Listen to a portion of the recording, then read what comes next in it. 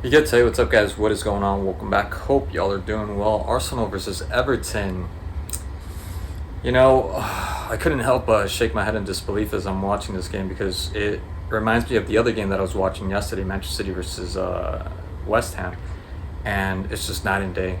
What what City is doing to West Ham, and then you see this game and how difficult it is for Arsenal. I mean, Arsenal should have just the only thing Arsenal should have been focusing on in this game is what was going on in that game. The results. The hopes that City, said that West Ham would have tied. That Paquetá, David Moyes would have gifted Arsenal a tie, maybe a win, right? That's it. Because this game should have been sealed and done, a cakewalk pretty much, and it wasn't. I mean, the first goal came in late in the first half, and the second one also came in late in the second half. And let's be honest, that second goal wasn't a goal. It should have been invalidated. It should have been invalidated. And I think the only reason the ref didn't invalidate it, didn't remove it, was because he didn't want any polemic, he didn't want to catch any heat on it.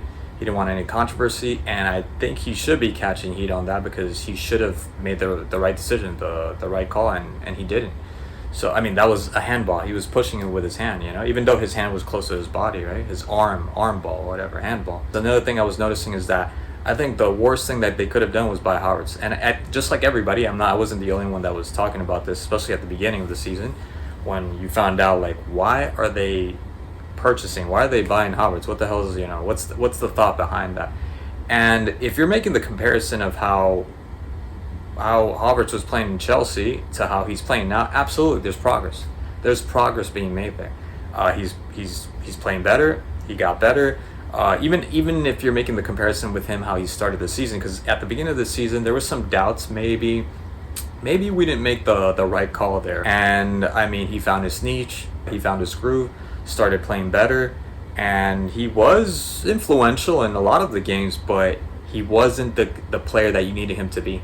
The player that ends up scoring 15, 20 goals a season. And I think in that December slump, I think that's where that would have came through. If you would have had a striker, a Kane, an Mbappe, Ivan Toney, I heard that was connected. Isak, for instance, right?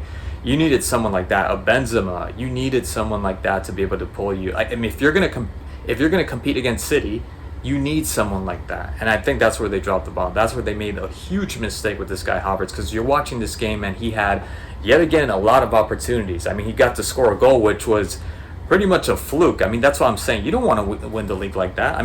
Probably as an Arsenal fan, you don't care how you win, as long as you win, right? But it was a complete swing and a miss from Odegaard, and Havertz just finally, because I think he had a crossbar. I think he hit the post. He had shots that were blocked. And it wasn't just him. It was Trossard. It was Martinelli. Martinelli had a really good game. Smith Rowe, Odegaard, Tomiyasu, who ended up scoring a goal, but he also had an opportunity in the beginning, right at the beginning of the game. A header was all by himself. So yeah, Havertz was. I still think he was a big mistake. And if you want to compete, if you want to be able to win the title, you got to get yourself a striker. I don't want to say it's that simple, because you need other things as well, other players as well. But that striker, to me, that was it. That was it. Especially if you want to compete against City. You're not Real Madrid where you could just not play without a striker. You need a striker. You need a striker. Again, he got better, yes, but he's not been that player that needs to be able to come through for Arsenal. He hasn't been that player. And this game yet again proves that he is just slow to react, very casual. Doesn't seem like he's in it. His heart's in it. And as a German, I would think that he'd be 100% in it. Have that tenacity, that aggressiveness, and he just doesn't have that. So, oh man, it was a struggle. It was a struggle for Arsenal. They should have won this match comfortably. But there it is. It's the end of the season, and I'm looking forward to what they do with that striker thing. Like I said, I heard of Isak and Ivan Toney being connected. I hope they could do that. I really think that they should have withheld the Havertz thing, and they should have splurged a little bit more to get themselves, the right kind of player up in the front, because that's what they need.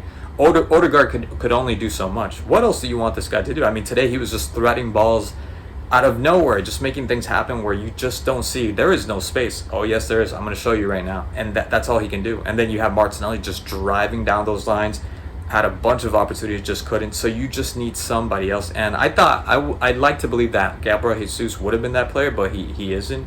I still think he is a good addition to the team, but they need something else. They need something else up in the front. So yeah, that's it. Anyways, that's all I wanted to talk about. Thank you so much as always for tuning in, and I'll catch you guys in the next video. Peace.